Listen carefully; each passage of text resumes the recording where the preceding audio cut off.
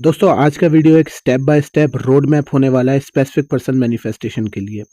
आज मैं जितने भी पॉइंट्स आपको शेयर करूंगा ये खुद नेवल गॉडार्ड ने अपनी लाइफ में अप्लाई किए थे और जितने भी लोग सक्सेसफुल होते हैं वो यही रूल्स अपनी लाइफ में अप्लाई करते हैं। ये जितने भी स्टेप्स मैं आपके साथ डिस्कस करूंगा ये बहुत सारे लोगों की सक्सेस का राज है और काफ़ी सारे लोग जो है इनको गलत तरीके से परफॉर्म करते हैं जिस कारण उनको रिजल्ट्स नहीं मिलते हैं। तो मैं आज सारी चीज़ें हर एक चीज़ आपको स्टेप बाय स्टेप और ढंग से डिटेल में समझाऊंगा इस वीडियो में। तो बने रहिए मेरे साथ और इस वीडियो के बाद आपको कोई दूसरा वीडियो देखने की ज़रूरत नहीं पड़ेगी क्योंकि मैं वो सारे पॉइंट्स क्लियर कर दूंगा इस वीडियो में और जितने भी फ़ायदे होते हैं नुकसान होते हैं वो भी मैं आपको बताऊंगा कि लोग सक्सेसफुल क्यों होते हैं और लोगों के फेलियर के पीछे का क्या कारण है। तो बिना टाइम वेस्ट ना करें हम चलते हैं सीधा प्रेजेंटेशन के ऊपर।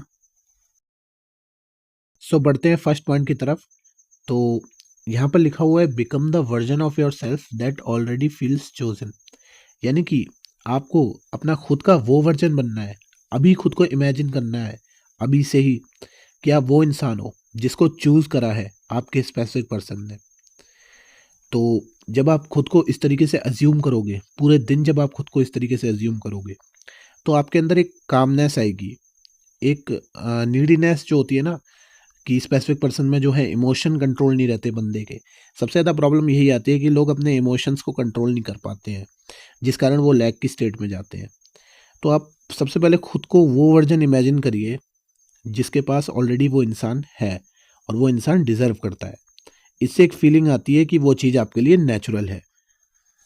क्योंकि बहुत लोगों को ये लगता है कि स्पेसिफिक पर्सन मैनिफेस्ट करना बहुत मुश्किल काम है, लेकिन डिज़ायर जो है भाई वो तो हमें चलाती रहती है ना, वो तो आगे बढ़ाती रहती है इंसान को। लेकिन फिर भी अंदर ही अंदर मानते रहते हैं कि ये चीज़ कुछ स्पेशल है बहुत ज़्यादा, इसलिए शायद ये हो ना पाए। तो तभी फिर ये समस्या आती है थर्ड पर्सन वगैरह वाली जो होती है, थर्ड पार्टी जिसे बोलते हैं। तो आपको सबसे पहले खुद को उस वर्जन में इमेजिन करना है जो ऑलरेडी उस इंसान के पास है। तो सेकंड पॉइंट जो है stop chasing and start assuming the relationship is natural. जैसे कि मैंने आपको फर्स्ट पॉइंट में समझाया कि जब आप खुद को उस वर्जन में अज्यूम करोगे जिसको ऑलरेडी चुना गया है आपके एसपी के द्वारा, तो उसके बाद क्या होगा कि ये चेजिंग वगैरह जो रहती है ना, लोग स्टॉक करते हैं या इंस्टाग्राम देखते हैं, काफ़ी लोग करते हैं। अगर स्पेसिफिक पर्सन को मैनिफेस्ट कर रहे हैं तो इमोशन कंट्रोल में नहीं रहते हैं। तो आपको क्या करना है कि चेजिंग जो है और ये सारी चीज़ें जो हैं इनसे दूर रहना है और उनसे आपका माइंड तब उभरेगा जब आप अज्यूम करेंगे कि वो चीज़ आपके लिए बिल्कुल ही नेचुरल है। क्योंकि फिर ये लगता है ना कि अगले बंदे को कंट्रोल करने की कोशिश में दिमाग रहता है। जो ईगो है वो रियलिटी को कंट्रोल करने में हमेशा रहता है। तो यहाँ पर वो थोड़ा-सा ज़्यादा ही पावरफुल हो जाता है। तो आपको क्या करना है कि आपको अज़्यूम करना है कि ये रिलेशनशिप बिल्कुल ही नेचुरल है, जैसा बाकी लोगों का है। यहाँ पर कुछ भी स्पेशल नहीं है या ऐसा कुछ भी नहीं है जो कि मतलब इसको एक्स्ट्रा ऑर्डिनरी बना दे या बहुत बड़ा बना दे इसको मैनिफेस्ट करना। तो ऐसा बिल्कुल भी नहीं सोचना है। ये माइंडसेट आपको रखना है। तीसरा है live in the end instead of reacting to circumstances. देखो सर्कमटेंसेस जो है ना वो हमेशा उल्टे पड़ते हैं। मतलब वो हमेशा ही इंसान को ऐसा दिखाते हैं कि वो चीज़ आपसे या तो दूर जा रही है या आपके लिए अभी पॉसिबल नहीं है। तो आपको हमेशा एक एंड स्टेट में रहना है कि जैसे वो चीज़ ऑलरेडी आपकी लाइफ में नेचुरली है। जैसे कोई भी चीज़ आपकी लाइफ में अभी नेचुरली होगी जिसके लिए पहले डिज़ायर थी आपको। जैसे कोई फ़ोन हो सकता है, कोई बाइक हो सकती है या जॉब हो सकती है जो आपके लिए अब नेचुरल है। क्योंकि आप इन द एंड उस चीज़ के साथ जी रहे हो अभी। तो आपको क्या करना है कि एंड को इमेजिन करना है कि एंड में वो चीज़ आपके पास है और वो बिल्कुल नेचुरली आपके साथ है। तो ऐसे ही आपको इस रिश्ते को भी इमेजिन करना है। क्योंकि ब्रेन जो है ना वो हर एक चीज़ को, जितनी भी चीज़ें होती हैं उसको ना एक बहुत ही अलग तरीके से देखता है। मतलब जो है जैसे कि हमारे 5 सेंसेस हैं वो रॉ इन्फॉर्मेशन को लेते हैं, फिर उसको वो डिकोड करता है अपने हिसाब से, अपनी मेमोरी के हिसाब से। तो यहाँ पर ये चीज़ आपको देखनी है कि आप हमेशा एंड स्टेट में रहें ताकि उसको हमेशा जो है वो हर एक चीज़ जो है उसको ना उससे ट्रिगर ना हो। क्योंकि जिस हिसाब से आप जैसे अपने दिमाग को ट्रेन करते रहेंगे इस जर्नी में, तो आप जो है सर्कमटेंसेस को ना इस तरीके से डिकोड नहीं करेंगे, आप इस तरीके से सर्कमटेंसेस को नहीं लेंगे जो आपको लैक की फीलिंग में धकेलेगा। और अब यहाँ पर बढ़ते हैं चौथे पॉइंट की तरफ है maintain a strong mental diet and inner conversation. इसका मतलब है कि आपको एक स्ट्रॉन्ग मेंटल डाइट जो है उसको बिल्ड करना है और इनर कन्वर्सेशन जो है उसको चेक करते रहना है बार बार कि आप खुद से क्या बात कर रहे हो। अगर आप खुद से ऐसी बातें कर रहे हो जो आपको ऐसा फील करा रही है कि मैं लैक की स्टेट में हूँ या नीडीनेस में हूँ, या मेरे को ऐसा फील हो रहा है कि ये चीज़ पॉसिबल नहीं होगी कभी, तो ये चीज़ चेक करनी है और अपने आप को आपको करेक्ट करना है। अपने आप को विश फुलफिलमेंट की स्टेट में वापस लेके जाना है, क्योंकि कई बार हमें खुद भी नहीं पता होता है, हम ट्रिगर हो जाते हैं सर्कमटेंसेस से, क्योंकि इमोशन जो है वो काबू नहीं रहते हैं कई बार। तो इनर कन्वर्सेशन अगर आपकी नेगेटिव है सिनेरियो को लेकर, तो आप समझ जाइए कि अभी आप शिफ्ट नहीं हुए हो विश फुलफिलमेंट की स्टेट में। तो आपको इमेजिन करके खुद को बार बार ये चीज़ बतानी है कि आपकी सेल्फ आइडेंटिटी वो है जिसको आपके स्पेसिफिक पर्सन ने चुना है, और आप उस लाइफ को जी रहे हो। अब वो है आपकी डिज़ायर रियलिटी, जो आपके लिए अभी इस समय बिल्कुल ही नेचुरल है और पॉसिबल है। आप उसको अभी जी रहे हो प्रेजेंट मोमेंट में, क्योंकि प्रेजेंट मोमेंट के अलावा कोई भी ऐसी चीज़ नहीं है जो आपको विश फुलफिलमेंट में रख पाए। आप हमेशा फ्यूचर के बारे में सोचोगे तब भी लैक की स्टेट आएगी, पास्ट के बारे में सोचोगे तो पास्ट के नेगेटिव इंसिडेंट भी आपको परेशान करेंगे। तो प्रेजेंट मोमेंट में, जब भी आप प्रेजेंट मोमेंट में आते हैं, धीरे धीरे करके तो वैसे आप हर टाइम विश फुलफिलमेंट की स्टेट में हो जाएंगे, लेकिन जब भी आप कॉन्शियस होते हैं तो अपने आप को ये चीज़ याद दिलाते रहिए, क्योंकि शुरू के 2-4 दिन या 5 दिन आपको ऐसा करने की ज़रूरत पड़ सकती है, क्योंकि मेंटल डाइट का बहुत ज़्यादा स्ट्रॉन्ग खेल है इसमें। अगर थोड़ा सा भी लैक की फीलिंग में आप जाते हो ना, तो दिक्कतें सामने आने लगती हैं। सो अब बात करते हैं फिफ्थ पॉइंट की, visualize from first person perspective with feelings. तो नेवल गोडार्ड का बहुत ही ज़्यादा फेमस कोट है, आपने सुना ही होगा, फीलिंग इज़ द सीक्रेट। तो उन्होंने ऐसा क्यों बोला? इसके पीछे एक बहुत ही ज़्यादा डीप बात है, एक साइंटिफिक रीजन है इसके पीछे। दोस्तों, क्या होता है कि जब भी आपकी लाइफ में कोई पैटर्न बार बार होता है, चाहे वो अच्छी चीज़ को लेकर हो, चाहे वो बुरी चीज़ को लेकर हो, तो क्या होता है, आपका ब्रेन जो है वो सर्वाइवल मैकेनिज्म वाला है। आप सभी जानते हैं, आज भी वो आपको सर्वाइव करवाना चाहता है। तो क्या होता है कि कोई भी चीज़ नेगेटिव होती है और आप उसके साथ फीलिंग एसोसिएट करते हो, और बार बार 4-5 पैटर्न जब देख लेता है, वो चीज़ पैटर्न में होती है, एक बार बार जो है एक रिदम में होती है कोई चीज़, और उसके साथ वही सेम फीलिंग अटैच हो जाती है। जैसे मान लो पैसा है, पैसा आपके लिए नेगेटिव भी हो सकता है, पॉजिटिव भी हो सकता है। अगर पैसे को लेकर आपकी थिंकिंग बार बार नेगेटिव रही है और इमोशन के साथ आप पैसे को नेगेटिव देखते हो, तो ऐसा हो सकता है आपको पैसा कमाने में आगे जाके प्रॉब्लम हो। या हो सकता है कि ड्राइविंग को लेकर, आप जैसे गाड़ी चलाते हो और आपने देखा कि बहुत ज़्यादा एक्सीडेंट हो रहे हैं, बहुत लोग गलत चला रहे हैं, बहुत ज़्यादा मुश्किल है, तो हो सकता है आप जब गाड़ी चलाने जाओ तो आप एंजाइटी में रहो, डर में रहो, जिस कारण आप और ज़्यादा मिस्टेक्स करो। तो ऐसा होता है कि हमारा ब्रेन जो है वो पैटर्न्स जो है, जो अनकॉन्शियस माइंड है, वो पैटर्न्स को पहचानता है और फीलिंग्स को पहचानता है। तो क्या होता है कि जब भी कोई चीज़ बार बार होती है और आप उसके साथ उस फीलिंग को जो है वो एसोसिएट कर देते हो, चाहे वो अच्छी हो चाहे वो बुरी हो, वो आपके अनकॉन्शियस में एक पैटर्न बन जाती है। और क्या होता है कि वो एक जब अजम्पशंस का रूप ले लेती है, एक अजम्पशन बन जाती है, तो वो आपकी रियलिटी को जो है वो गाइड करता है, आपकी रियलिटी को पूरी तरीके से शेप करता है। मैं बोलूँगा गाइड वर्ड भी नहीं, पूरा शेप ही करता है उसको। अनकॉन्शियसली आप कुछ भी स्टेप लेते हो, तो फिर उससे लड़ना थोड़ा मुश्किल हो जाता है। तो यहाँ पर यही चीज़ है कि visualize from first person perspective का मतलब ये है कि आप फर्स्ट पर्सन पर्सपेक्टिव से जब विजुलाइज करते हो किसी भी चीज़ को, तो ऐसा लगता है कि ये चीज़, ये एक्सपीरियंस आपके साथ हो रहा है, और आपके ब्रेन को, जो आपका अनकॉन्शियस माइंड है, उसको इस चीज़ से मतलब नहीं है, उसको इस चीज़ का फ़र्क नहीं पता है कि ये चीज़ वाकई में हो रही है या ये चीज़ आप इमेजिन कर रहे हो। अनकॉन्शियस माइंड को ये बात नहीं पता है, यही तो हैक है मेन जो है। तो आपको फर्स्ट पर्सन पर्सपेक्टिव से इसको इमेजिन करना है, ये सबसे ज़्यादा इंपॉर्टेंट पॉइंट है कि आप उस सीन में हो और पांचों सेंसेस को इंक्लूड करना है। क्योंकि कोई भी चीज़ जब रियलिटी में आपके साथ होती है, तो जो इन्फॉर्मेशन आपका ब्रेन लेता है वो पांचों सेंसेस से लेता है। तो आपको जब इमेजिन करना है तो उसमें भी आपको पांचों सेंसेस को जो है वो इंक्लूड करना है। आपको हर उस चीज़ के बारे में सोचना है, जैसे आवाज़ किस तरीके से आ रही है, या किस साइड से आ रही है, या टेस्ट कैसा आ रहा है, स्मेल कैसी आ रही है। आपको हर एक चीज़ को इमेजिन करना है, बहुत विविडली सीन को डिज़ाइन करना है इसमें, बहुत ही ज़्यादा रियलिस्टिक। क्योंकि ऐसा करने से क्या होगा कि आपका अनकॉन्शियस माइंड जो है वो बहुत ही ज़्यादा इस चीज़ को रियल मान लेगा। क्योंकि ऐसा भी हो सकता है कि आप इमेजिन कर रहे हो और पूरी सारी आप जितनी भी फीलिंग्स है उसको एसोशिएट नहीं कर रहे हो उसमें, तो डाउट और लैक की फीलिंग में डूब सकता है आपका दिमाग, या उस पर फोकस जा सकता है आपका। क्योंकि जब डाउट आता है ना, जब आप उस पर ज़्यादा फोकस करते हो तो अनकॉन्शियस में वही फीलिंग जो है वो बार बार स्टोर होती है। तो इमेजिन करते टाइम भी नुकसान होता है इससे आपका। इससे क्या होता है, पुराना अजम्पशन जो है वो और ज़्यादा स्ट्रांग होता है जो नेगेटिव है। जब आप पांचों सेंसेस को इंक्लूड कर लेते हो ना, तो थोड़े बहुत नेगेटिव जो थॉट्स आ भी जाते हैं ना, अगर कभी कभार थोड़े बहुत इमेजिन करते हुए, तो उस नेगेटिव थॉट्स की फीलिंग को भी सरपास कर जाता है, क्योंकि वो सीन इतना ज़्यादा रियल मालूम पड़ रहा होता है हमको। तो यहाँ तक ये पांचों पॉइंट्स का आपको सबसे ज़्यादा ध्यान देना है जो मैंने आपको बताया। तो इसका स्क्रीनशॉट ले सकते हैं आप और डेली पढ़ सकते हैं इनको, या वीडियो को देख सकते हैं आप, रिप्ले करके एक बार चीज़ों को समझ सकते हैं ढंग से। दोस्तों अब बढ़ते हैं सिक्स्थ पॉइंट की तरफ, जो है feel the relationship instead of forcing emotions. यानी कि आपको इमोशंस को ना ही ज़्यादा सप्रेस करना है, ना ही ज़्यादा उनको बढ़ाकर फील करना है। आपको बस उस रिलेशनशिप को जो है उसको फील करना है, उसको फील करना है प्रेजेंट मोमेंट में कि ये अभी हो रहा है, ये चीज़ नेचुरली मेरी लाइफ में चल रही है।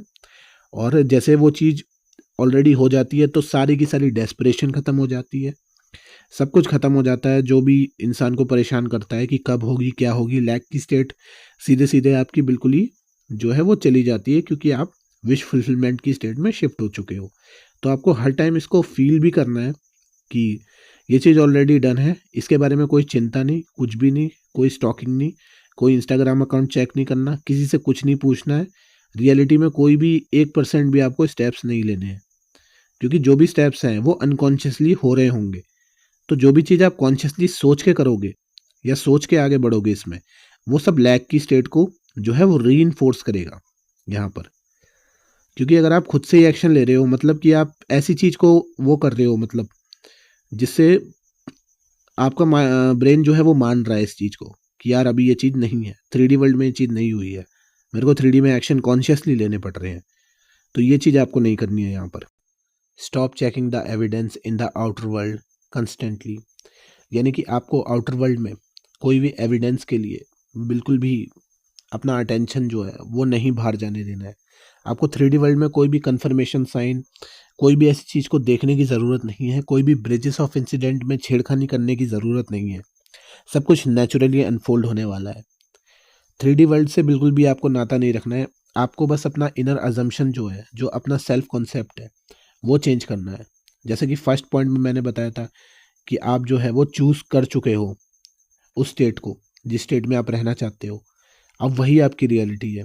आपको ये चीज़ सोच के रखनी है कि अब मुझे विश फुलफिलमेंट की स्टेट के अलावा कोई भी और स्टेट में जाने की इजाज़त ही नहीं है। यानी कि अब वही स्टेट मेरे लिए डिफ़ॉल्ट स्टेट है, और आपको चूज़ करा जा चुका है एसपी के द्वारा। यानी कि आप वो पर्सन हो ऑलरेडी जिसको एसपी ने चूज़ करा हुआ है, क्योंकि आप जो है खुद को वो इंसान, वो सेल्फ कॉन्सेप्ट मान चुके हो। सो आठवां पॉइंट यहाँ पर बहुत ज़्यादा इंपॉर्टेंट है, revise painful memories and recreate them mentally. यानी कि जितने भी नेगेटिव अजम्पशंस रहते हैं पुराने, उनको क्रिएट करने के पीछे एक नेगेटिव मेमोरी रहती है, एक पेनफुल मेमोरी रहती है, जो बार बार आपके दिमाग में थॉट्स को, नेगेटिव थॉट्स को जो है वो प्रोड्यूस करती है, क्योंकि उसकी एक आइडेंटिटी को आप कैरी कर चुके हो बहुत लंबे टाइम तक। तो आपको क्या करना है कि उस मेमोरी को ही दोबारा से रिक्रिएट करना है माइंड में, और उसको री इमेजिन करना है। अब इसमें कैसे करना है आपको मैं इन शॉर्ट बता देता हूँ। जो भी चीज़ आपके साथ नेगेटिव हुई है पहले लाइफ के इस एस्पेक्ट में, उसको क्या करना है कि आपको ना उससे रिलेटेड एक सीन जो है उसको बनाना है, जैसा आप चाहते थे कि यहाँ पर ऐसा होना चाहिए था, और उसको आपको इमेजिन करना है 2-3 बार। उससे क्या होगा कि वो नेगेटिव अजम्पशन जो है और वो पेनफुल स्टोरी जो है, वो मेमोरी है जो आपके दिमाग में बनी हुई है, वो चेंज होके वो हो जाएगी जो आप चाहते थे, और आज की रियलिटी को इन्फेक्ट करना वो बंद कर देगी। तो आपको इसको एक बार ज़रूर करना है, क्योंकि ये बहुत ज़्यादा इंपॉर्टेंट पॉइंट है, और इसके ऊपर आप डिटेल में वीडियो देख सकते हैं, मैंने ऑलरेडी बना रखी है। जो अभी रिसेंट वीडियो है मेरी, इससे पहले वाली, वो रिवीजन के ऊपर ही है डिटेल्ड।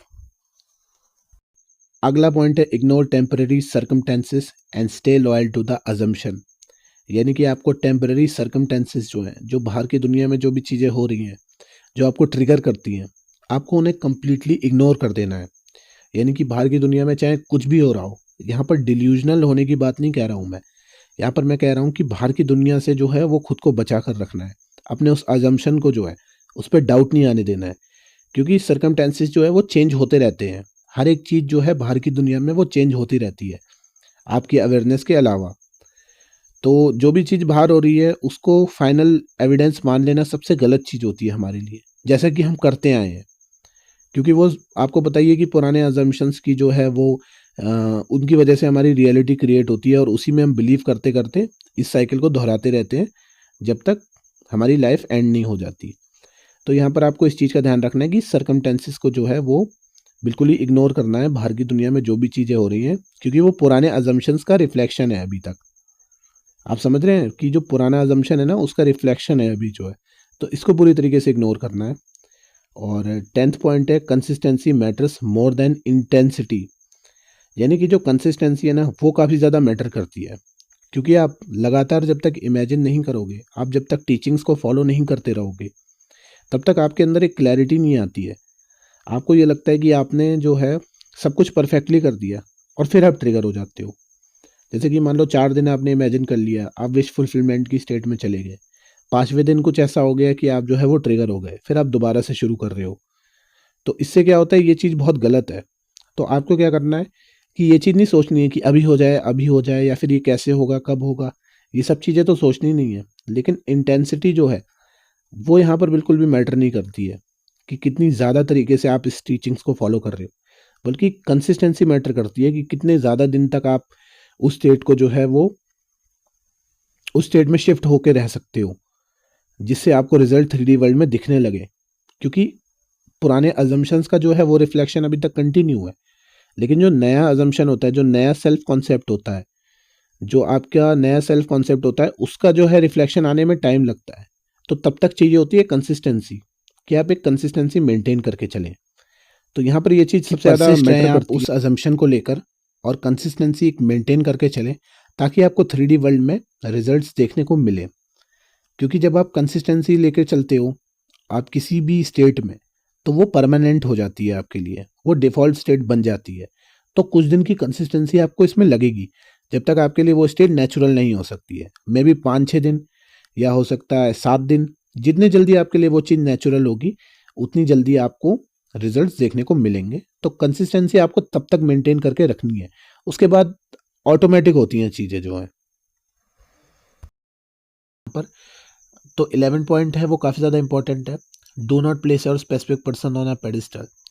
काफ़ी लोग भारी मात्रा में ये गलती करते हैं कि वो अपना सेल्फ कॉन्सेप्ट चेंज करने के बजाय स्पेसिफिक पर्सन के जो एसपी है उसके एक्शन पे सबसे ज़्यादा ध्यान देते हैं। जो अगले इंसान है उसको चेंज करने में सारा अटेंशन लगा देते हैं। वो सोचते हैं कि उनको सामने वाले इंसान को चेंज करने की ज़रूरत है, खुद का अजम्पशन जो है वो चेंज करने की यहाँ पर कोई ज़रूरत नहीं है। तो जो अपनी ऑपरेंट पावर है वो दूसरे के हाथों में देते हैं, और आप ये चाहते हैं कि दूसरे इंसान को डेस्परेट करें, उससे कुछ नहीं हो रहा है। उससे ये हो रहा है कि आप डेस्परेशन की स्टेट खुद के लिए ही क्रिएट कर रहे हैं। तो ये रिफ्लेक्शन उल्टा पड़ जाता है इंसान को, क्योंकि जब भी हम किसी दूसरे इंसान के एक्शंस को चेंज करने की कोशिश करते हैं बजाय अपने सेल्फ कॉन्सेप्ट के, तो यहाँ पर गड़बड़ होती है। और बिल्कुल उल्टी चीज़ है ये, क्योंकि everyone is you pushed out, आपने ये चीज़ सुनी होगी, बहुत ही फेमस कोट है। तो इसका उल्टा हम यहाँ पर कर रहे हैं। हम अगर अपना सेल्फ कॉन्सेप्ट चेंज नहीं करेंगे, हम खुद को चोजन नहीं समझेंगे, तो फ़ायदा क्या है। तो यहाँ पर इस चीज़ का ध्यान देखना है। और नेविल ने ये गलती कभी नहीं करी है। उन्होंने पहले खुद को चेंज करा था। उन्होंने अपना सेल्फ कॉन्सेप्ट जो है उसको पहले चेंज करा था। उन्होंने 3D वर्ल्ड में नहीं तलाशा था कुछ भी। तो ये चीज़ का आपको ध्यान रखना है कि पेडिस्टल पे नहीं रखना है। इससे क्या होगा कि जो इमोशंस है वो आपके बाहर चले जाएंगे, बस के बाहर, और आप लैक की स्टेट में वापस चले जाओगे। Replace obsessive thoughts with self worth assumptions. तो यहाँ पर आपको एक चीज़ समझने की ज़रूरत है, जो कैच है मेन, कि जो ऑब्सेसिव थॉट्स जो होते हैं, जितने भी ऑब्सेशन क्रिएट करने वाले थॉट्स होते हैं, उनको आपको सेल्फ वर्थ अजम्पशंस में क्रिएट कर देना है। उस एनर्जी को ट्रांसफॉर्म करना है सेल्फ वर्थ अजम्पशन में। क्योंकि आपकी जब खुद की वर्थ जो है उसको, जब आप सेल्फ रिस्पेक्ट को जो है वो डाउन करते हो, तो क्या होता है कि आपका सेल्फ कॉन्सेप्ट है वो भी डाउन होता है साथ में। तो उससे क्या होता है कि वापस एक लैक की स्टेट क्रिएट होती है यहाँ पर।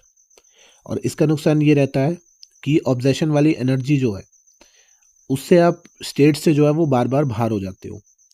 और सेल्फ वर्थ से क्या होता है कि आप जब खुद को चोजन समझते हो, यानी कि आपको चूज़ किया हुआ है एसपी ने, तो आपकी सेल्फ वर्थ जो है वो काफ़ी ज़्यादा हाई रहती है। और उससे क्या होता है कि इम्प्रेशन सबसे ज़्यादा बेस्ट पड़ता है आपके अनकॉन्शियस माइंड पर। तो आपको क्या करना है कि सेल्फ वर्थ अजम्पशन जो है उससे रिप्लेस कर देना है, क्योंकि ऑब्जेशन वाला थॉट जो है वो बहुत ज़्यादा स्ट्रांग रहता है और उसको हराना एक सेल्फ वर्थ अजम्पशन का ही खेल है। तो आपको सेल्फ वर्थ अजम्पशंस जो है उसको अपने माइंड में बैठाना है, इस तरीके से इमेजिन करके, जैसा कि आप कर ही रहे थे, कि आप खुद को चोजन समझ रहे हैं, यानी कि आप खुद को जो है वो वर्थ ही समझ रहे हैं। तो ये चीज़ आपको करनी है, उससे क्या होगा कि आपका जो है इस तरीके के ऑब्जेशन थॉट से छुटकारा हो जाएगा बहुत आसानी से। अगला है use affirmation that feels natural and believable. यानी कि आपको एफर्मेशंस का भी यूज़ करना है साथ साथ इमेजिनेशन के, दोनों को कंबाइन करके चलना है। क्योंकि जब आप इस तरीके से चलते हो, इस माइंडसेट के साथ चलते हो, तो काफ़ी ज़्यादा आपको हेल्प मिलती है जो स्टेट ऑफ नेचुरलनेस जो है, स्टेट ऑफ विश फुलफिलमेंट में शिफ्ट होने के लिए। तो जब आप एफर्मेशंस और इमेजिनेशन को साथ में कंबाइन करते हो तो ये एक बहुत खतरनाक वेपन बन जाता है। और इसके साथ क्या होता है कि आप जो है वो पूरे दिन कभी भी डिस्ट्रैक्ट नहीं होते हो अपनी इनर सेल्स से, जो आई एम है उससे। क्योंकि जो 3D है वो आप जानते हो कि वो उसका जो है वो मैनिफेस्टेशन है, उस एनर्जी कैसे मैनिफेस्ट होती है उसका वो रिफ्लेक्शन है। और एफर्मेशन जो है और जो आपका इमेजिनेशन है वो सबसे पहला जो है वो रिजल्ट है आपकी इनर स्टेट का, जो आप खुद को एविडेंस के रूप में पेश करते हो, जिससे और ज़्यादा आप उसमें जटिल हो पाते हो, आपका जो सेल्फ कॉन्सेप्ट है और ज़्यादा जटिल हो पाता है। तो आपको क्या करना है कि इन दोनों को कंबाइन करके चलना है। जो 13वां पॉइंट मैंने आपको बताया, इस चीज़ का काफ़ी ज़्यादा ध्यान देना है आप लोगों को। एफर्मेशन सुबह बोल सकते हो आप उठ के, और रात के टाइम इमेजिनेशन कर सकते हो सोने से पहले। याद रहे, सुबह इमेजिन करना इतना ज़्यादा पावरफुल नहीं है जितना रात को सोने से पहले इमेजिन करना है, क्योंकि नेविल गोडार्ड भी यही करा करते थे। एफर्मेशंस भी आपको इस तरीके से चूज़ करनी है जो आपको सबसे ज़्यादा पावरफुल साउंड करती हो, मतलब पावर ऑफ वर्ड्स आपने सुना होगा। तो जो एफर्मेशन सबसे ज़्यादा आपको उस फीलिंग में ले जाती है, फीलिंग ऑफ विश फुलफिलमेंट में, आपको उन्हीं एफर्मेशंस का यूज़ करना है। आपको रैंडमली कोई भी एफर्मेशन पिक नहीं करनी है, आपको उन्हीं एफर्मेशंस का यूज़ करना है जो आपको उस स्टेट में लेके जाती है, जिससे आपको 100% बेनिफिट मिलेगा। तो अब बढ़ते हैं 14 पॉइंट की तरफ। Stay committed to one end result instead of changing methods daily. यानी कि आपको जो अपना इमेजिनल एक्ट है, जो सीन है, उसको डेली चेंज नहीं करना है, आपको उसको सेम रखना है और एफर्मेशंस को भी सेम रखना है। तभी ऐसा होगा कि आपके लिए वो चीज़ नेचुरल आपको फील होगी और आपकी जो वांट की फीलिंग है वो ख़त्म होकर हैव की फीलिंग में आ पाएगी। क्योंकि अगर आप डेली सीन्स को जो है चेंज करोगे तो बार बार आप ऑब्जेशन में जाओगे। और आप जानते हैं कि एक बार एक रियलिटी जब होती है, जब एक रियलिटी एक बार घटित हो रही है एक समय पे, तो वो एक ही तरीके की होती है। तो इसमें आप क्या कर रहे हो, इसमें आप खुद को कंफ्यूज कर रहे हो, अपने अनकॉन्शियस माइंड को जो है वो कंफ्यूज कर रहे हो इसमें। तो ये गलती नहीं करनी है। मेथड्स दो ही लेकर चलने हैं आपको, एफर्मेशंस और इमेजिनेशन, क्योंकि ये दो सबसे ज़्यादा पावरफुल टेक्निक्स हैं। चाहे आप लॉ ऑफ अट्रैक्शन को उठा लो, चाहे आप लॉ ऑफ अजम्पशन को उठा लो। हालांकि लॉ ऑफ अजम्पशन में जो इमेजिनेशन का तरीका है, जो विजुअलाइजेशन का तरीका है, वो काफ़ी ज़्यादा डिफरेंट है, जिसमें फर्स्ट पर्सन पर्सपेक्टिव से आप इमेजिन करते हो और पांचों सेंसेस को इंक्लूड करते हो, जैसे कि मैंने आपको बताया वीडियो में। तो इस चीज़ का आपको सबसे ज़्यादा खास ध्यान रखना है कि जो आपके मेथड्स हैं उनको डेली चेंज नहीं करना है। अब जैसा कि बोलते हैं कि एंड इमेजिन करना होता है आपको, तो एंड रिजल्ट बार बार कैसे चेंज हो सकता है। तो ये गलती तो बिल्कुल भी नहीं करनी है आपको कि आप एंड रिजल्ट को बार बार चेंज कर रहे हो और मेथड्स को चेंज कर रहे हो बार बार। क्योंकि मेथड्स को चेंज करना, टाइमिंग चेंज हो सकती है मेथड्स की, लेकिन मेथड्स नहीं चेंज हो सकते। अगर मेथड्स चेंज होंगे या इमेजिनल एक्ट चेंज होगा या अफर्मेशंस चेंज होंगी, तो वो आपको विश फुलफिलमेंट की फील्ड में नहीं ले जा पाएंगी। तो इस चीज़ का बहुत खास ख्याल रखना है। सो 15 पॉइंट की तरफ बढ़ते हैं। Let inspire action happen naturally without desperation. यानी कि जो भी इंस्पायर एक्शन आ रहे हैं, जितने भी ऐसे एक्शन आ रहे हैं जो आपको लगते हैं या अनकॉन्शियसली या कॉन्शियसली आप उन एक्शंस को लेते हो, जिनका आइडिया आपको सजेस्ट होता है, जो आपको लगता है कि हाँ अब ये एक्शन मुझे लेना चाहिए, जो इंस्पिरेशन से आ रहे हैं, जो फील के से आ रहे हैं, उन एक्शंस को आपको लेना है। आपको कोई भी ऐसा एक्शन नहीं लेना है आउट ऑफ डेस्परेशन जो आप सोच के बहुत ज़्यादा सोच समझ कर ले रहे हो, ऐसा कोई भी एक्शन नहीं लेना है। क्योंकि अनफोल्ड जो है, ब्रिजेस ऑफ इंसिडेंट जो है, जो बीच में ब्रिजेस ऑफ इंसिडेंट है, वो अनफोल्ड इन्हीं एक्शंस के थ्रू होते हैं, और यही एक्शन जो है वो लेकर जाते हैं हमें मैनिफेस्टेशन तक। तो जितने भी ब्रिजेस ऑफ इंसिडेंट है उनका कारण है इंस्पायर एक्शन, ना कि स्टेट ऑफ लैक से आया हुआ एक्शन। आप खुद ही फ़र्क पता लगा लेंगे जब आप एक्शंस लेंगे कि वो इंस्पायर एक्शन है या डेस्परेशन से आ रहा है, स्टेट ऑफ लैक से आ रहा है। तो जो इंस्पायर एक्शन होंगे वो नेचुरली अनफोल्ड होंगे, वो अनकॉन्शियसली होंगे, आपको रिजल्ट तक लेकर आ जाएंगे, जिनका आपको पता भी नहीं लगेगा, क्योंकि आप नई आइडेंटिटी को जो है वो अपने नए सेल्फ कॉन्सेप्ट को जो है वो अपना चुके हैं। वो आपकी आइडेंटिटी के साथ में स्टिक हो चुका है, या वही आपकी आइडेंटिटी बन चुका होगा तब तक। तो इस चीज़ का खास ख्याल रखना है, जो 15 पॉइंट है कि इंस्पायर एक्शन आने चाहिए।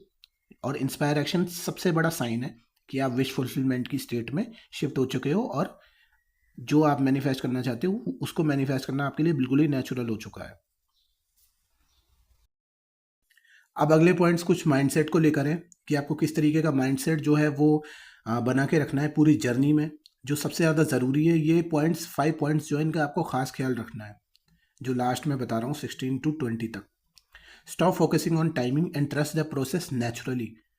आपके हाथ में जो है वो इमेजिनेशन के अलावा और स्टेट ऑफ विश फुलफिलमेंट में शिफ्ट होने के अलावा कोई भी ऐसी चीज़ नहीं है जो आप कंट्रोल कर सकते हो। क्योंकि जब भी आप कंट्रोल करने की कोशिश करते हो, तब आप जो है वो सारा फोकस 3D पे डाल देते हो, अपने बजाय, अपने सेल्फ कॉन्सेप्ट को चेंज करने के बजाय। तो जब आप इस तरीके के कदम उठाते हो तो वो लैक की स्टेट में आपको लेके जाता है। लैक की स्टेट के बहुत सारे रास्ते हैं, और जो विश फुलफिलमेंट की स्टेट के रास्ते हैं वो गिने चुने ही हैं। क्योंकि जो हमारा ब्रेन है वो बहुत ज़्यादा हाइपर एक्टिव है, और वो नेगेटिव चीज़ों को सबसे जल्दी जो है वो अज्यूम करता है, क्योंकि वो सर्वाइवल मैकेनिज्म के लिए, जैसा कि मैंने आपको प्रीवियसली वीडियो में बताया। तो stop focusing on timing and trust the process naturally. Timing के ऊपर फोकस नहीं करना है, क्योंकि टाइमिंग के ऊपर जब आप फोकस करोगे तो बार बार ये डेस्परेशन और ये सारी फीलिंग जो है ये ट्रिगर होंगी आपको, और वो फिर से आपको उसी स्टेट में लेकर जाएंगी। और टाइमिंग जो है वैसे भी इतना ज़्यादा नहीं लगती है इन चीज़ों में, मोस्टली ज़्यादा ज़्यादा 2-3 महीने। और मैं ये नहीं बोल रहा हूँ कि आप रफ़ आइडिया लगा के चलो टाइमिंग का कोई रफ़ आइडिया नहीं लगा के चलना है। क्योंकि उन्होंने बुक में लिखा हुआ है कि जितनी जल्दी आपके लिए वो फीलिंग नेचुरल होगी उस चीज़ को मैनिफेस्ट करने की, उतनी जल्दी रिजल्ट्स आते हैं। तो वो चीज़ अचीव करने में आपको ध्यान देना है कि आप कितनी जल्दी उस नई आइडेंटिटी को जो है वो अपना लेते हो। तो यहाँ पर ये पॉइंट सबसे ज़्यादा इंपॉर्टेंट होता है कि आप टाइमिंग के ऊपर फोकस ना करें, बल्कि अपनी जो सेल्फ कॉन्सेप्ट है उसके ऊपर सबसे ज़्यादा आपको फोकस रखना है। क्योंकि सेल्फ कॉन्सेप्ट जब चेंज होगा तो उसके बाद आप नेचुरली देखेंगे चीज़ें अनफोल्ड होती हुई, और आपको बिल्कुल भी ऐसा लगेगा नहीं, क्योंकि आपको साइंस दिखने लगेंगे। और साइंस भी नहीं दिखने लगेंगे, आपको रास्ते दिखने लगेंगे, आपको स्टेयर्स दिखने लगेंगी कि मैं सही रास्ते पे हूँ। तो टाइमिंग को देखने की ज़रूरत ही नहीं है, आपको टाइमिंग के बारे में सोचने की ज़रूरत ही नहीं है। 17 पॉइंट की तरफ चलते हैं, जो पूरी तरीके से इंस्पायर है everyone is you pushed out से। यानी कि आपके अजम्पशंस जो है उससे इन्फ्लुएंस होकर लोग जो है वो रिस्पॉन्स करते हैं आपको, क्योंकि आपके अजम्पशंस जो है वो आपकी रियलिटी को शेप करते हैं, वो आपको शेप करते हैं, आपकी सेल्फ कॉन्सेप्ट को शेप करते हैं। तो जो आपका सेल्फ कॉन्सेप्ट है वो रिफ्लेक्ट करता है लोगों के थ्रू, क्योंकि दूसरे ईगो जो है, जो दूसरे पीपल है, वो आपको रिस्पॉन्स करते हैं उसी तरीके से जिस हिसाब से आपकी एक्शन, जो आपकी एनर्जी होती है, जो आपकी वाइब होती है, उसी के हिसाब से लोग जो है वो रिस्पॉन्स करते हैं। तो ऐसा नहीं है कि एसपी ही रिस्पॉन्स वैसे करेगा, काफ़ी और दूसरे लोग भी कर सकते हैं वैसे। तो आपको ध्यान रखना है इस चीज़ का, आपको परसिस्ट रहना है। और साथ साथ मैं आपको एक बात ये बोलूँगा कि जितने भी पॉजिटिव साइंस आपको दिखाई दे रहे हैं, जो भी आपको ब्रिजेस ऑफ इंसिडेंट अनफोल्ड होते हुए दिखाई दे रहे हैं, वो एक बहुत बढ़िया कन्फर्मेशन साइन है आपके लिए कि आपके अजम्पशंस जो हैं वो चेंज हो चुके हैं, और आपकी जो मेंटल स्टोरी है खुद को लेकर, जो आपकी मेंटल मूवी है, जो खुद को लेकर आपका एक इनर मैन है, जो आपका आई एम है, वो चेंज हो चुका है। सारे अजम्पशंस जो है वो चेंज हो चुके हैं खुद को लेकर, और जितनी भी नेगेटिव चीज़ें आपको नज़र आ रही है वो पुराने अजम्पशंस को मिरर बैक कर रही है यहाँ पर। तो इससे आप साफ क्लियर समझ सकते हैं, और आप ट्रिगर नहीं होंगे, क्योंकि आपको समझ में आ जाएगा कि ये पुराने अजम्पशंस जो हैं वो मिरर बैक कर रहे हैं जो मुझे नेगेटिव फील हो रहे हैं। तो आप उनसे दूर रहोगे, आप सरपास करके निकल जाओगे उनको। क्योंकि जैसा मैंने आपको बताया, नेगेटिव अजम्पशंस जो है वो भी एक स्टेट से आ रहे हैं, और पॉजिटिव चीज़ें जो हो रही हैं वो भी एक स्टेट से आ रही हैं। तो आपको जिस पे फोकस करना है वो आपको पता है, और जिस पे आप फोकस करोगे वही चीज़ ग्रो करेगी। तो इस चीज़ का ध्यान रखना है। अब बढ़ते हैं 18वें पॉइंट की तरफ, persist in the new story even when reality looks opposite. तो जो आपने नई स्टोरी क्रिएट करी है, जो नई इमेजिनल एक्ट आपने क्रिएट करा है, जो नया सेल्फ कॉन्सेप्ट आपने बनाया है खुद को लेकर, मतलब बनाया नहीं है, वो चीज़ पहले से एग्जिस्ट करती थी हर एक स्टेट आपके अंदर, लेकिन आपने उसको डिस्कवर किया है एक सेंस में मैं बोलूँ। तो आपको क्या करना है कि नई स्टोरी में जो है, जो नया एंड है जिसे आप इमेजिन कर रहे हो, उसमें परसिस्ट रहना है। और रियलिटी जो है वो अपोजिट दिखेगी। कभी कभी ऐसा भी होता है कि जब हम स्टेट शिफ्ट करते हैं तो पुरानी रियलिटी जो है वो सबसे ज़्यादा अपनी पकड़ दिखाने लगती है, वो सबसे ज़्यादा एक्टिव हो जाती है। जैसे कि मान लो कोई इंसान आपके लिए बाधा डाल रहा है, आपको रोक रहा है। ऐसा इसलिए होता है क्योंकि वो पुराना रिफ्लेक्शन जो है वो अपने आप को ख़त्म होते हुए देख रहा होता है। तो वो आपका जो पुराना ईगो रहता है, जो पुरानी चीज़ें रहती हैं, वो छोड़ना नहीं चाहती हैं, उन्हें पकड़ बना के रखने की आदत है। तो जो पुराने असम्पशंस हैं वो 6 महीने पहले का रिफ्लेक्शन होते हैं। तो पुरानी स्टेट का दबदबा हमें दिखता है क्योंकि हमने बहुत समय तक उस स्टेट को अपना के रखा है, हमने उस स्टेट में एक्शंस लिए हैं, और उससे जो रियलिटी क्रिएट हुई है, जो एनर्जी मैनिफेस्ट हुई है 3D वर्ल्ड में, वो डोमिनेंट होती है शुरू के दिनों में। तो आपको अपनी एंड स्टोरी पे बिलीव रखना है। साथ ही साथ एक इम्पॉर्टेंट पार्ट और बता दूं कि जिस स्टेट में आप फोकस रखते हो, जिस सेल्फ कॉन्सेप्ट में आप फोकस करते हो, वहीं पे आपकी एनर्जी जो है वो जाती है और वहीं पे क्रिएशन सबसे ज़्यादा होता है। ये एक रूल है। जिस भी चीज़ में आप फोकस करोगे सबसे ज़्यादा, तो ऑटोमेटिकली आपके एक्शन उस तरफ होंगे। तो आपको ये थ्योरी को पकड़ कर चलना है कि जो लैग की स्टेट अगर आपको एकदम से ट्रिगर हो रही है ना, तो आप ये समझ लो कि आप बिल्कुल ही उल्टे जा रहे हो, आप बिल्कुल ख़त्म कर रहे हो अपनी मैनिफेस्टेशन को बैक स्टेप कर रहे हो यहाँ पर। आप इस तरीके से फील कर सकते हो, और आपको पता है कि आपकी डिज़ायर रियलिटी जो है वो सच नहीं होगी, तो आप ये गलती नहीं करोगे। आपको ये चीज़ बताना है क्योंकि इमोशन जो है ना वो बहुत ज़्यादा डोमिनेंट होते हैं, वो एकदम से आपको पकड़ लेते हैं। आप भी सोचते हो चलो छोड़ो यार, कौन सोचे अपोजिट स्टेट के बारे में यार, अफसोस मना लेते हैं, ये कर लेते हैं, क्योंकि पुरानी आदत है ना।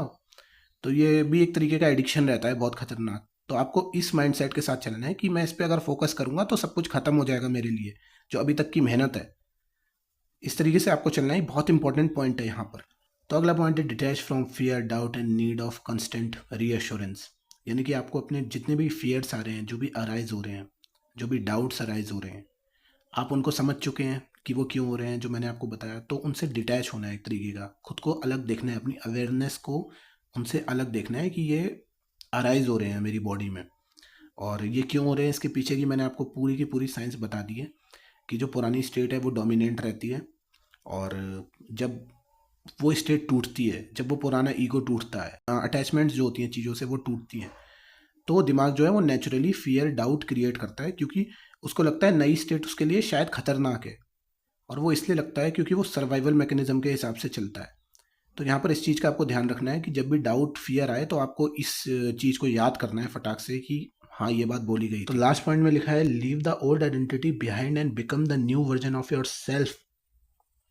यानी कि पुरानी आइडेंटिटी को आपको ऐसे हटा देना है, मतलब उसको ऐसे पीछे छोड़ देना है जैसे कि न्यू आइडेंटिटी ही अब आपकी डिफ़ॉल्ट स्टेट है।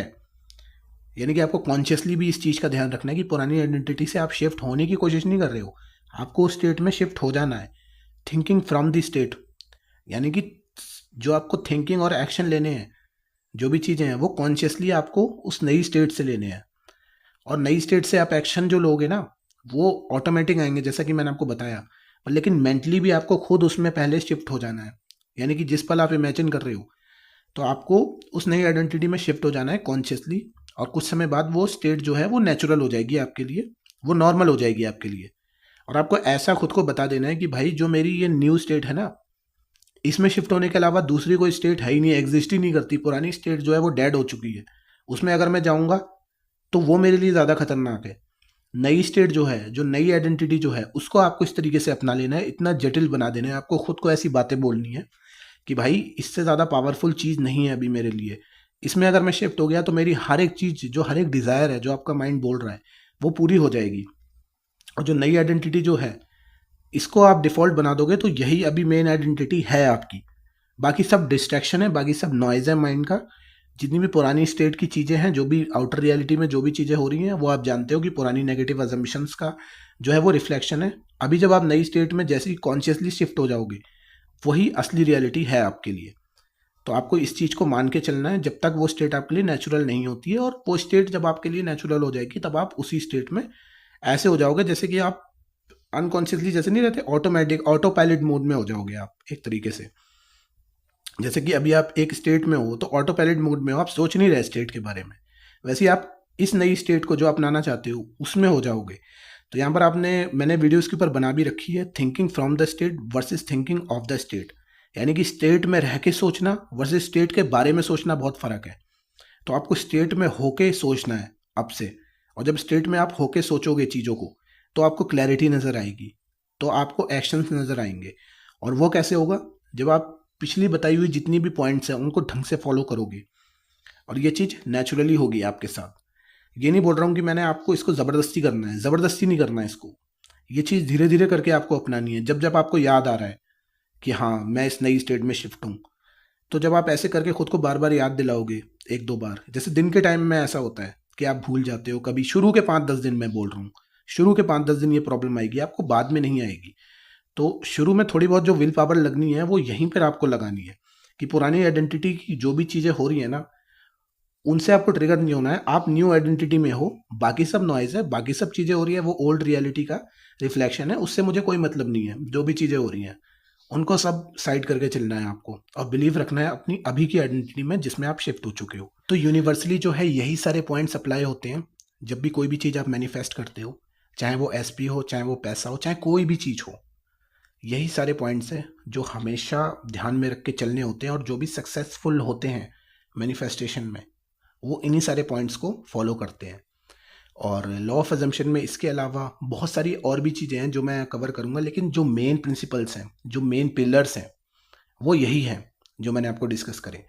कोई भी स्पेशल चीज़ नहीं लगती है एसपी मैनिफेस्टेशन में, या कोई भी बड़ी चीज़ मैनिफेस्ट करने में, छोटी चीज़ मैनिफेस्ट करने में। जो भी वीडियो में मैंने डिस्कस करा है यही माइंडसेट जो है वो आपको लेकर चलना है। तो कोई भी चीज़ अगर आपको मैनिफेस्ट करनी है तो आप इन सारे रूल्स को अप्लाई कर सकते हो स्टेप बाय स्टेप, जैसा कि मैंने आपको बताया। और मैं मिलता हूँ आपको अगली वीडियो में। अगर वीडियो पसंद आई हो तो लाइक शेयर सब्सक्राइब ज़रूर करना, और कमेंट सेक्शन में अपने ओपिनियन ज़रूर देना, और अपना एक्सपीरियंस ज़रूर शेयर करना। सो तब तक के लिए बाय। अगली वीडियो में हम बात करेंगे कि आप रिवीजन को कैसे अप्लाई कर सकते हो अपनी लाइफ में डिटेल में।